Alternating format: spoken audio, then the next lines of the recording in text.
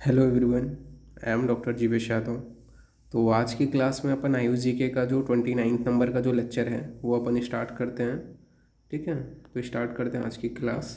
तो last class में अपन लोगों ने जो वमन विरेचन है उसको आचार्य चरक और सुश्रुत के अनुसार देख लिया था। आज की क्लास में अपन कश्यप के अनुसार जो आपके वमन विरेचन के जो वेग हैं उसके विषय में बात करते हैं। तो सबसे पहले आपके आचार्य कश्यप के अनुसार जो वमन का वेग है वो बताया गया है। पित्त अंतात वमन कुर्यात कफांत च विरेचना। ठीक है, मतलब ये बोला गया है कि जो वमन का वेग है उसमें वमन के वेग में अंत में क्या होता है, आपका कफ की उत्पत्ति होती है, कफ जो है बाहर निकलते हैं। और विरेचन के जो वेग है उसमें अंत जो में क्या है, कफ का जो है प्रवृत्ति होती है। तो क्या है, वमन के वेग में आचार्य जो कश्यप है उन्होंने क्या है, वमन के वेग में अंततः क्या होता है, पित्त जो है निकलता है और विरेचन के वेग में कफ निकलता है। ये आचार्य कश्यप ने बोला है। ठीक है, तो कश्यप का ये चीज़ याद रखना। देन बात करते हैं उत्तम जो शुद्धि होगा तो उसमें कितना वेग आएगा, तो 6 से 7 वेग आएगा। मध्यम जो शुद्धि होगा उसमें कितना वेग आएगा वमन का, वो आपका 4 से 5 वेग आएगा। और आपका जो कनी है यानी कि हीन जो शुद्धि होगा उसमें क्या है, जो वमन का वेग रहेगा वो 2 से 3 वेग रहेगा। ये आचार्य कश्यप ने बताया। तो उत्तम में 6 से 7 वेग, मध्यम में 4 से 5 वेग और कनीय में मेनली 2 से 3 वेग मेनली बताया है आचार्य कश्यप ने। फिर आगे बढ़ते हैं तो विरेचन के वेग के विषय में बात करते हैं। तो विरेचन के वेग के विषय में यहाँ पे आपका आचार्य जो कश्यप है, कश्यप के अनुसार जो विरेचन का वेग है वो क्या है, उत्तम में कितना बताया गया है, तो 4 वेग बताया है। उत्तम में 4 वेग बताए हैं तथा विरेचन जो द्रव्य है वो कितना बाहर निकलेगा, तो यहाँ पे आपका 3 प्रस्थ की मात्रा में मिली दोषों का निर्हरण होता है। तो उत्तम जो बताया है आचार्य कश्यप ने 4 वेग, तथा जो आपके दोषों का निर्हरण जो होता है वो 3 प्रस्थ बताए हैं।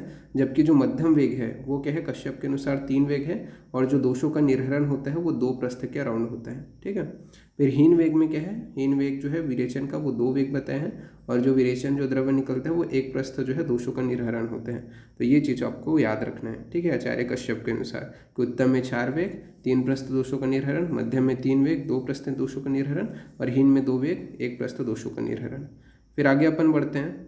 तो आगे आपका कश्यप के अनुसार शुद्धि बोधक सारणी बताया गया है। आचार्य कश्यप ने खील स्थान में शुद्धि बोधक सारणी का मेनली जो है वर्णन किया है। उन्होंने क्या है, मेनली जो आपका वमन है, ठीक है, तो वमन में प्रवर जो शोधन होते हैं वो आपका क्या है 8 वेग। ठीक है, इसके अलावा वाम में जो मात्रा है वो 2 प्रस्थ तथा औसत जो मात्रा है वो 4 अंजलि बताया है। ठीक है, तो प्रवर शोधन में जो आपका वेग है वो 8 वेग, वाम में जो मात्रा है वो 2 प्रस्थ तथा औसत जो मात्रा है वो 4 अंजलि बताया है। जबकि वमन में जब मध्यम शोधन होता है, वमन में मेनली मध्यम शोधन में 6 वेग, ठीक है, 6 वेग बताए हैं तथा जो वाम में द्रव्य है वो आपका 1.5 प्रस्थ की मात्रा में बाहर निकलते हैं और औसत जो मात्रा है वो क्या है 3 अंजलि बताया गया है। ठीक है, तो मध्यम शोधन में मेनली 6 वेग, जो वाम में द्रव्य है वो क्या है आपका 1.5 प्रस्थ की मात्रा में निकलता है और औसत द्रव्य की जो मात्रा रहती है वो 3 अंजलि बताया गया है। अवर जो शोधन होता है, तो अवर शोधन में मेनली जो आपका वेग होता है वमन का वो 4 वेग होता है। वाम में जो द्रव्य निकलते हैं वो 1 प्रस्थ की मात्रा में निकलते हैं। औसत द्रव्य की जो मात्रा होती है वो 2 अंजलि बताई गई है। ठीक है, तो ये आपको याद रखना है आचार्य कश्यप के अनुसार। आगे बढ़ते हैं। आचार्य ने जो है आचार्य जो कश्यप है उन्होंने विरेचन के विषय में क्या बोला है। विरेचन के जो शुद्धि बोधक सारणी है उसमें मेनली बोले हैं कि प्रवर शोधन में मेनली 30 वेग आते हैं। जो विरेचन जो द्रव्य निकलते हैं वो 4 प्रस्थ के अराउंड निकलते हैं। ठीक है, 4 प्रस्थ निकलेंगे मेनली और औसत की जो मात्रा रहती है वो क्या है 2 अंजलि बताई गई है। तो मेनली विरेचन जो शुद्धि होगा, ठीक है, उसमें आपका आचार्य जो कश्यप है उन्होंने बोले हैं कि प्रवर शोधन में 30 वेग आते हैं, 4 प्रस्थ आपका विरेचन द्रव्य निकलेगा और आपका जो है 2 अंजलि मेनली जो है जो औसत द्रव्य है उसकी मात्रा बताई है। जबकि जो मध्यम शुद्धि होता है, मध्यम शोधन में मेनली जो आपका क्या होता है वेग जो है 15 वेग आता है। ठीक है, विरेच जो द्रव्य निकलता है वो 3 प्रस्थ निकलते हैं और आपका जो है औसत की जो मात्रा रहेगी वो 1.5 अंजलि रहेगी। ठीक है, तो ये आपको याद रखना है। जबकि अवर शुद्धि जो होगा तो अवर शोधन में मेनली क्या होता है, अवर शोधन में मेनली 10 वेग बताया गया है। ठीक है, जो आपका विरेचन है उसका विरेच्य जो द्रव्य निकलेंगे वो 2 प्रस्थ तथा औसत की जो मात्रा रहेगी वो 1 अंजलि बताया गया है। ठीक है, तो ये आपको मेनली याद रखना है। ठीक है, तो ये आपको याद रखना है। इसके बाद में अपन आगे बढ़ते हैं। ठीक है, इसके बाद में अपन आगे बढ़ते हैं। तो यहाँ पे जैसे कि देखो, यहाँ पे शोधन के विषय में वर्णन किया गया। यहाँ पे बच्चे बहुत सारे कंफ्यूज होंगे। शुद्धि बोधक सारणी, ठीक है, तो शुद्धि बोधक सारणी यहाँ पे बोला गया है और यहाँ पे विरेचन का जो वेग है उसके विषय में बताया गया है। ठीक है, तो जो शोधन है वो शोधन प्रधान शोधन, मध्यम शोधन और हीन शोधन बोला गया और यहाँ पे कश्यप के अनुसार विरेचन का जो वेग है वो बोला गया है। अगर अपन विरेचन कराते हैं तो उत्तम 4 वेग आएगा। ठीक है, मध्यम जो है 3 वेग आएगा और हीन अगर शोधन मतलब हीन अगर है वेग, ठीक है, तो वो 2 वेग आएगा, तो अपन उसे हीन वेग बोलेंगे। जबकि इसमें शुद्धि बोधक यानी कि प्रधान शुद्धि अगर होगा तो 8 वेग आएगा, मध्यम शुद्धि अगर होगा तो 6 वेग आएगा, और अवर शुद्धि जो होगा वो 4 वेग आएगा। ठीक है, तो शुद्धि बोधक सारणी यहाँ पे बताया गया, वहाँ पे सिर्फ वेग का वर्णन किया गया था। ठीक है, प्रवर, मध्यम और हीन के। फिर आचार्य सुश्रुत के अनुसार आपका इतराद अग्निदग्ध के 4 प्रकार बताए गए हैं। कौन से हैं वो आपके, तो आप सभी लोगों को याद है कौन सा प्लुष्ट हो गया, ठीक है, दूरदग्ध हो गया, सम्यक दग्ध हो गया और अतिदग्ध हो गया। ठीक है, तो ये क्या है, आचार्य सुश्रुत के अनुसार इतराद अग्नि जो दग्ध है उसके 4 प्रकार बताए गए हैं, प्लुष्ट दग्ध, दूरदग्ध, इसके अलावा सम्यक दग्ध व अतिदग्ध। इसी प्रकार वांग भट्ट अनुसार बात करें तो वांग भट्ट ने अग्निदग्ध के टोटल 4 प्रकार बताए हैं, तुच्छ, दूरदग्ध, सम्यक तथा अतिदग्ध। ठीक है, तो वांग भट्ट अनुसार जो है आपका मेनली कितना बताया गया है, अग्निदग्ध के 4 प्रकार, तुच्छ, सम्यक और आपका जो आपका दूरदग्ध है, ठीक है, वो मेनली आपका बताया गया है। ठीक है, तो यहाँ पे जो है मैं इस नोट्स का जो पासवर्ड है वो आपका यहाँ पे एस लिखूंगा। ठीक है, आपको एस जो है कैपिटल में लिखना है, फिर उसके बाद में 4, फिर उसके बाद में वी, फिर 4। ठीक है, बिना स्पेस दिए आपको यही चीज़ लिखना है, इस नोट्स का जो पासवर्ड रहेगा वो ये रहेगा। ठीक है, तो S4V4। ठीक है, तो आपको बिना स्पेस दिए एस को कैपिटल में, ठीक है, और वी को भी कैपिटल में। ठीक है, तो ये आपका मेनली पासवर्ड रहेगा इस नोट्स का। फिर आगे अपन बढ़ते हैं, तो जो आपका विशुद्ध जो रक्त है उसके विषय में बात करते हैं। तो विशुद्ध रक्त के जो प्रॉपर्टी है वो आचार्य चरक ने क्या बताया है, तो आचार्य चरक ने बोला है तप नियेन्द्र गोपाभम पद्मालक्तम सन्निभ गुंजाफल सवर्णम च विशुद्ध विद्धि शोणितम। ठीक है, ये आचार्य चरक ने बोले हैं जो आपका शुद्ध रक्त है उसके विषय में। जबकि आचार्य जो सुश्रुत है उन्होंने इंद्र गोप प्रतिकासम सहति विवर्णम च प्रकृतस्थ जानियत, ये क्या है, आचार्य सुश्रुत ने बोले हैं किसके, शुद्ध रक्त के विषय में। मतलब जो आपके आचार्य जो चरक है उन्होंने क्या बोला है कि इंद्रगोप के समान, ठीक है, आचार्य जो सुश्रुत है उन्होंने क्या बोला है, इंद्रगोप के समान, यानी कि आपका जो बिहू है उसके वर्ण वाला, विविध वर्ण वाला तथा आपका असहत यानी कि गाढ़ा होता है, जो आपका रक्त होता है, शुद्ध रक्त होता है वो। जबकि आपका यहाँ पे ये भी बोला है, जो ये तो आपका आचार्य क्या हो गया, सुश्रुत के अनुसार हो गया। अष्टांग हृदय ने बोला है कि मधुर लवण किंचित शीतोण उष्ण सहतम पद्म इंद्र गोप हेम शशि लोहिते लोहितम। ठीक है, ये किसने बोला है, तो वांग भट्ट जी ने मेनली शुद्ध रक्त के लक्षण बताया कि मधु लक्षणम किंचितम शोणित उष्ण सहतम पद्म इंद्र गोपम हेम शिशलोहित लोहितम। ठीक है, ये मेनली आपको आचार्य वांग भट्ट के अनुसार याद रखने हैं।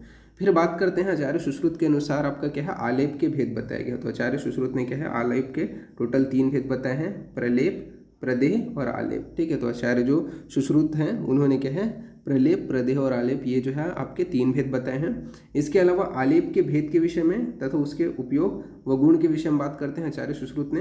तो आपका जो प्रलेप है, तो प्रलेप का मेनली जो है उसकी प्रॉपर्टी यहाँ पे बताई गई है कि शीत तनु तथा अविशोषित व विशोषित गुण से युक्त होता है। तो आपका जो प्रलेप होता है शीत तनु, अविशोषित तथा आपका विशोषित जो गुण है उससे युक्त होता है। जबकि जो प्रदेह होता है उसका जो अपन मेनली प्रॉपर्टी क्या बताया गया है, तो उष्ण शीत गुण से युक्त होते हैं, बहल होते हैं तथा अविशोषित गुण से युक्त होते हैं। इसका जो प्रयोग है वो वात कफज व्याधि में किया जाता है। तो प्रदेह का मेनली जो प्रयोग है वो वात कफज व्याधि में किया जाता है। आलेप जो होता है, तो आलेप जो होता है उसकी प्रॉपर्टी बताया गया कि आलेप दोनों की मध्य की स्थिति होती है। ठीक है, मतलब आपका प्रलेप और प्रदेह की मध्य की स्थिति क्या कहलाती है, आपकी आलेप कहलाती है।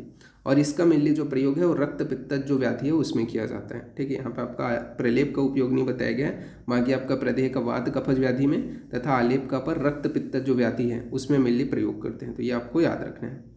फिर आगे अपन बढ़ते हैं, तो आगे आपका क्या है, जो आपका यादव जी त्रिकम है उसके अनुसार बताया गया कि यादव जी त्रिकम ने मेनली आपके 2 भेद बताए हैं। कौन से, तो प्रलेप और प्रदेह। प्रलेप जो होता है वो शीत होता है, ठीक है, शीत होता है, तनु होता है, ये क्या है, प्रलेप होता है, और मेनली रक्त पित्त विकार में इसका प्रयोग करते हैं। ये आचार्य यादव जी त्रिकम ने बताया है। जबकि प्रदेह में मेनली आपका ये बोला गया है कि कफ विकार में मेनली जो है अपन प्रदेह का प्रयोग करते हैं। ठीक है, तो ये आपको याद रखना है। फिर उसके बाद में बात करते हैं आलेप की मोटाई के विषय में। तो आलेप की मोटाई कितनी होनी चाहिए, तो आलेप की मोटाई के विषय में आचार्य जो सुश्रुत जी हैं उन्होंने क्या बोला है, तो आर्द्र माहिस चर्मे उत्सेद प्रमाणम, ठीक है, ये इंपॉर्टेंट है, एग्जाम में सीधा क्वेश्चन पूछा जाएगा कि आर्द्र महिष चर्मे उत्सेद प्रमाणम, ये किसकी मोटाई है, तो आलेप की, यानी कि भैंस की गीले चमड़ी के बराबर जो है आपके आलेप की मोटाई बताई है आचार्य सुश्रुत ने। जबकि आचार्य चरक ने मेनली क्या बोले हैं, तो त्रिभांग अष्टुभागा प्रमाणा, यानी कि आपका बोला गया है कि अंगूठे के 1/3 भाग के बराबर होते हैं आपका आलेप की मोटाई आचार्य चरक के अनुसार, ठीक है, तो ये आपको याद रखना है, ठीक है, आचार्य चरक के अनुसार। फिर बात करते हैं अपन आगे, तो आपका आलेप में स्नेह की मात्रा के विषय में बताया गया है। तो आलेप में मेनली जो स्नेह की जो मात्रा होती है, तो वातज में कल्कसें 1/4 भाग होते हैं, पित्तज में कल्कसें 1/6 भाग होता है और कफज में कल्कसें 1/8 भाग होता है, ठीक है। तो आलेप का जो है, आलेप में स्नेह की मात्रा वातज में कल्कस 1/4 भाग, पित्तज में कल्कस 1/6 भाग और कफज में कल्कस 1/8 भाग होता है। मुख लेप के प्रमाण के विषय में बात करें तो आचार्य जो सारंगधर है उसके अनुसार मुख लेप के प्रमाण के विषय में बात करें तो जो दोषग्न लेप होता है उसका जो प्रमाण होता है वो 1/4 अंगुल मोटी बताया गया है, ठीक है, तो दोषग्न के 1/4 अंगुल मोटा बताया गया है। विषग्न जो होता है उसका जो प्रमाण है 1/3 अंगुल मोटा बताया गया है और आपका वर्णकर जो लेप होता है उसका प्रमाण आधु अंगुल मोटा बताया गया है। तो ये आपको याद रखना है, ठीक है। उसके बाद में अपन अगले जो इंपॉर्टेंट टॉपिक की ओर बढ़ते हैं, तो अष्टमहा जो रोग हैं, ठीक है, अष्टमहागत हैं, अष्टमहारोग हैं, उसके विषय में बताया है। तो आचार्य जो चरक हैं उन्होंने क्या बोला है, वात व्याधि अपस्मारी कुष्ठ सोपी तद उदोरी गुल्मी च मधुमेही च राज्यक्षमा च यो नरा, इनको क्या है मेनली आचार्य चरक ने मेनली अष्टमहागत के अंतर्गत मेनली वर्णित किए हैं। इसी प्रकार इसमें बोला है कि अचिकित्स्य भवत्या बाल मास क्षय सती अन्येष्वापि विकारेषु तान भीषक परिवर्जयत, ठीक है। तो मतलब यहाँ पे ये बोला गया है कि ये इसमें क्या होता है, ये जो आपके अष्ट व्याधि बताए गए हैं, वात व्याधि अपस्मार कुष्ठ सोप उदर गुल्म, ठीक है, मधुमेह राज्यक्षमा, इनमें क्या होता है, इनकी अगर चिकित्सा ना किया जाए तो बल और मांस का क्षय हो जाता है, ठीक है, और जो है मेनली यहाँ पे आपका बताया गया है, ठीक है। ये जो विकार होता है उसके विषय में अपन आगे पढ़ेंगे और डिटेलिंग से, ठीक है। तो यहाँ पे वही चीज़ है कि आपका अष्टमहागत आचार्य चरक के अनुसार यहाँ पे आपके 8 महागत हैं, कौन से हैं, तो आपका वात व्याधि हो गया, शोफ हो गया, गुल्म हो गया, कुष्ठ हो गया, मधुमेह हो गया, राज्यक्षमा हो गया, उदर रोग हो गया और अपस्मार हो गया। ये 8 आपके क्या है, अष्टमहागत के अंतर्गत आते हैं, अष्टमहारोग के अंतर्गत आते हैं आचार्य चरक के अनुसार। आचार्य वांगभट्ट ने क्या बोले हैं, तो आचार्य वांगभट्ट ने मेनली अष्टमहागत के अंतर्गत वात व्याधि, अर्श भगंदर, अस्मरी, मधुमेह, कुष्ठ, उदर रोग और ग्रहणी को माना है, ठीक है। तो इन्होंने क्या क्या अलग बताया है, तो आपका जो है अर्श हो गया, ठीक है, इसके अलावा भगंदर हो गया, ठीक है, अस्मरी हो गया, अस्मरी के अलावा आपका क्या हो गया, जो आपका जो ग्रहणी रोग हो गया, ठीक है। तो ये टोटल 4 चीज़ों को उन्होंने अलग माना है, ठीक है। तो अर्श भगंदर अस्मरी और ग्रहणी, ठीक है, तो इसको आपको याद रखना है जो आचार्य वांगभट्ट ने बताया है अष्टमहागत के अंतर्गत। फिर अपन आगे बढ़ते हैं, तो आचार्य सुश्रुत ने क्या बोले हैं, तो आचार्य जो सुश्रुत है उनके अनुसार आपका क्या है, तो वात व्याधि, अर्श भगंदर, अस्मरी, मधुमेह, कुष्ठ, उदर रोग और मूढ़ गर्भ। तो यहाँ पे आपका आचार्य जो वांगभट्ट हैं, ठीक है, उनके अनुसार अपन बात करें तो आचार्य जो वांगभट्ट हैं उनके अनुसार क्या है आपका मूढ़ गर्भ को बताया गया, ठीक है। यहाँ पे इन्होंने क्या है आचार्य जो सुश्रुत है उन्होंने क्या है मेनली मूढ़ गर्भ को माना है और आचार्य जो वांगभट्ट है उन्होंने ग्रहणी को माना है, बाकी उनका जो है सिमिलर ही है, ठीक है। तो ये चीज़ को आपको यहाँ पे याद रखना है, ठीक है। तो यहाँ पे आपका जो है ये वाला जो लेक्चर है वो यहाँ पे फिनिश होता है। इंपॉर्टेंट है ये अष्टमहागत, ठीक है, तो इसको आपको याद रखना है कौन से हैं विभिन्न आचार्यों के अनुसार, ठीक है, कौन से एक्स्ट्रा माना है वो भी आपको याद रखना है। तो आज के लिए इतना ही, नेक्स्ट क्लास में मैं इसके आगे बताऊँगा, ओके, ठीक है। तो फिर थैंक यू क्लास।